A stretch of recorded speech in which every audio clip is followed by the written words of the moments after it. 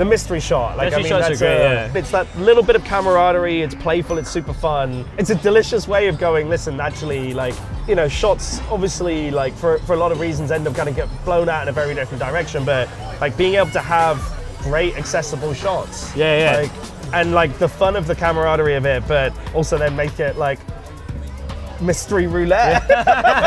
But that's it as well, like the first question if people are buying it around is like, do you want it all the same or do you want it all different? Yeah, you know, yeah. like I'm ready to lean into the mystery element of it. Yeah. We all remember at Bad Sports, what was it, like shots of unnecessary roughness or whatever. Aye, yeah. It's kind of like that, you know, that's definitely like one of the inspiring things. Yeah. But you know, we don't just have the gnarliest like grain liquor. You know, No. like, Yeah, it might be slightly off the beaten track, but it's not, as you say, it's not rock gut that's going to hit you. Yeah, either. exactly. Yeah. Yeah, we got like a certain ABV in mind and a certain price point for the things, which makes them fun. And then, you know, you're not getting people absolutely bolero on £3 shots. Yeah, for sure.